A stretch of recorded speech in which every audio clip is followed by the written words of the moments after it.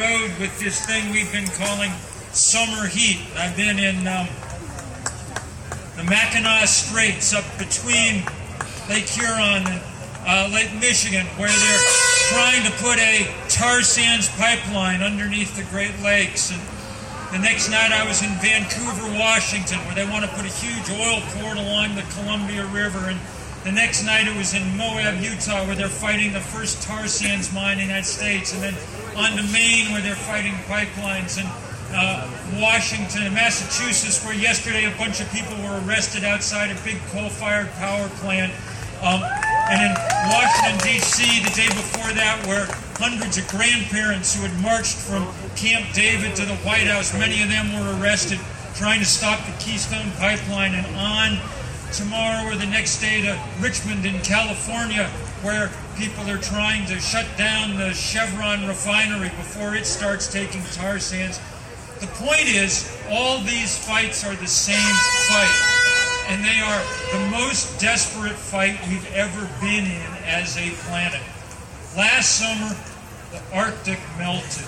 We've lost 80% of the ice that was in the Arctic 40 years ago, the sea ice. We've taken, that is, one of the biggest physical features on Earth, and we've broken it. Okay? And the other one's close behind. The oceans get more acidic day by day by day. See, the thing is that much as people would like to, there's no real way to drown out the science, you know? There's no horn you can sound. There's no horn that one can sound that's loud enough to blot out what we're doing to the planet. Someplace around the planet now, almost every day, we see incredible, devastating flood because warm air holds more water vapor than cold. The atmosphere is about 5% wetter than it used to be. And so we see these horrendous downpours that take huge numbers of lives in place after place after place. Even big parts of corporate America are starting to understand that. The insurance industry, the industry we asked to analyze risk in our economy, has been sounding the alarm. The only people who refuse to get it are the fossil fuel industry, and they refuse to get it because doing things the way they're doing them now has made them the richest industry in the history of this planet. But we do not need them to do that. There were days this summer in the country of Germany, where they generated more than half the power they used from solar panels within their borders. That's the other news that the energy industry would like to drown out, okay? But it's coming. In those places where people have made the choice, we're proving that we can do it. Think about that. In Germany, Munich is north of Montreal. Think what a country could do that had, California, Texas, Nevada, New Mexico, Arizona, Florida, or even Ohio at its disposal. Think about that sun.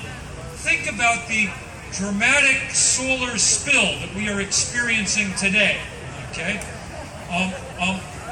All of it going to waste because one looks around the roofs here and there's nothing to capture that sun. There are more solar panels in Bavaria than there are in the United States. And that's because they built the kind of movement that demanded change. And that's the kind of movement that you all are building here. And sometimes it comes, sometimes we have to play defense against terrible things like fracking or against the tar sands pipeline or whatever. And sometimes we have to play offense too. That's why all over the country, people are in institutions and colleges and churches are divesting their holdings in fossil fuel companies. Because they they understand that if it's wrong to wreck the climate, it's wrong to profit from that wreckage. You have allies all over the planet. This movement is rising and rising quickly. They said that there was no use standing up to fracking anywhere. But you know, so far we've managed to keep it entirely at bay in New York. In my state of Vermont, we banned it all together, just like they did in Quebec and just like they did in France. We're going to roll it back here in Ohio too. The day will come when people wonder, what were we thinking? We knew that we were triggering earthquakes, and yet we kept doing the same thing. That is very strange human behavior. And it's time for that human behavior to come to an end, even if it's making a few people very, very rich. So we're side by side, people with you all across this country and all around the world. And the good news is that the resistance we're building and the science that it's based on is loud enough to drown out the money. That's what we have to do. Together we will do it. I thank you all so much for being here, and good luck today. I'm afraid I'm headed off because I've got to get to the next stop on this place, but I will go with that vision of the courthouse and all of you in my mind. Thank you so much for all you do. Really, really, really good to see you.